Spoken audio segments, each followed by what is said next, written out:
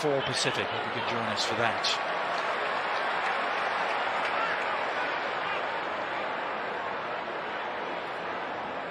Wheatley, Ethan Wheatley, who has made his Premier League debut, came on in April against Sheffield United, the 250th Academy graduate to make the United first team in their history. Doesn't really seem like that much in the long history.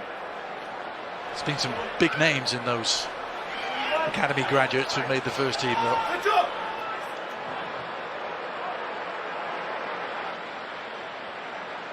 There's a lot of hand-wringing amongst the Arsenal support at the moment, saying there isn't a clear enough pathway from the Arsenal Academy to their first team, and you know, the likes of Smith Rowe and Kedia and Nelson, if they are to leave, they'll be part of the Hale End boys who came through with Saka. Well, I think in the end, I think the fans, you know, they just want to consistently be winning things. And well, they want it both ways. Right. But if some of it means that some graduates come through and are successful enough, look, I don't think there's any ill will in saying, oh no, we can't bring academy guys through. These are the opportunities. These are the opportunities that you have to show that you belong. Yeah. And then maybe go out on loan and then come back, and then the next preseason. Look, we saw that with players like a Harry Kane or whatever coming through academies. And Nichols to Partey as the attack breaks down. Now Martinelli. Oh, Martinelli did really well! Gabriel Martinelli exploding into life. He looked like a man on a mission there, and he's given Arsenal the lead with 10 minutes to go. But I'm going to give Johnny Evans a little bit of the benefit of the doubt here. As that ball comes through and Martinelli comes off him, we'll see on the replay. I'm really wondering if Evans could have come through and had a hard challenge. And maybe it was a situation where he says, you know what, in preseason, I'm not going to put this challenge in. Like right there. Oh, I guess it was Fish. Let's see. Is there a challenge to be had? You see where he just laid off a little bit. You wonder, is that or did he just not get close enough, or was he just looking away enough? But it looked like it was there to be one, Adrian, and then when it wasn't, he just snuck it into the near post.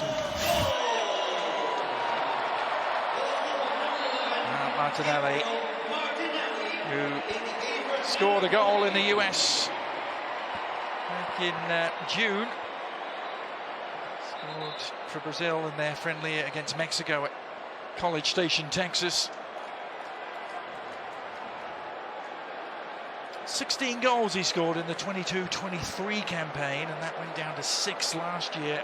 As we mentioned, some injury struggles, maybe some formation changes, personnel changes that had a knock-on effect. So he's looking to get back at the age of 23. In the short period of time that he's been on the pitch, we see that that's a very good possibility with the change of pace at midfield, and then this little turn of pace to open up and just leaves Scanlon the first time, then the second time, and I really thought that ball was there to be won, and then it goes through Will Fish's legs, and when it goes through the legs, it's so hard for Onana to recognize it, doesn't see it as it comes through, and then finds its way in the back of the net.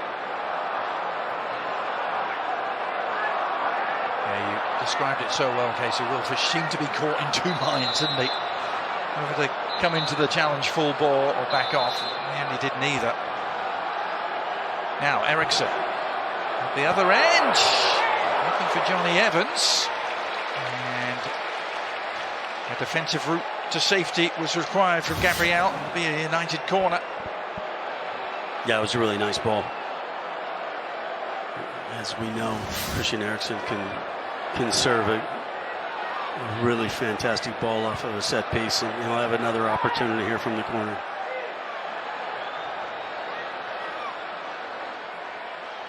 In that very tight corner, as highlighted in the first half. Not much room to operate for corner kick takers. This is Sancho looking to operate. And he's won another corner. Well, we highlighted a couple guys in the pregame that were looking to really start over again and kickstart a new season. There's nobody more apparent than Jadon Sancho, who had a very storied falling out with Ten Hag last season, ended up going on loan to Dortmund, and now he's back, and we'll kind of see how this plays out. Yeah.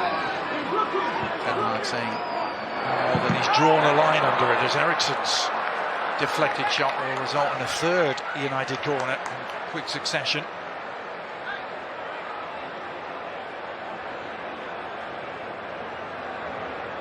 Havertz back on defensive duty.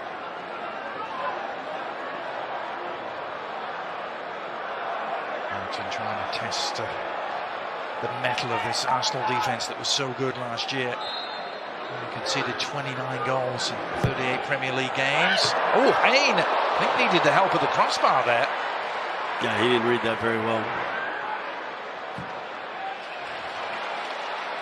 And a huge hoik forward, which almost provides some fodder for Martinelli. And he's done the foraging work, albeit with a foul. He couldn't believe the decision went away against him.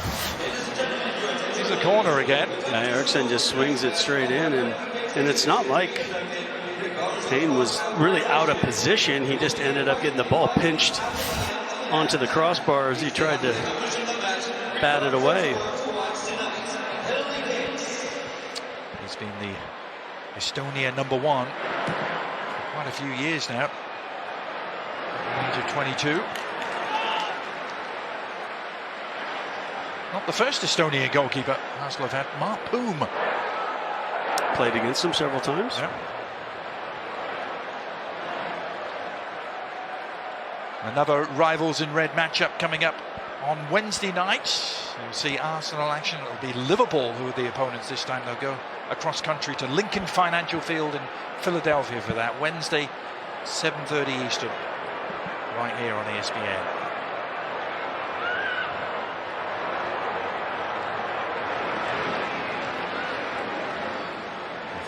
We'll head down the coast. Looking forward to this one, Casey. Going to San Diego to see Manchester United and Erik Ten Hag face Spanish opposition in Real Betis. Looking to win the Snapdragon Cup. I don't know if that counts as a trophy haul for Erik Ten Hag. I think the FA Cup might have been just a little more important. Well, he's quick to point out, isn't he? Despite their struggles, he's won 2 trophies in consecutive seasons, Carabao Cup and FA Cup.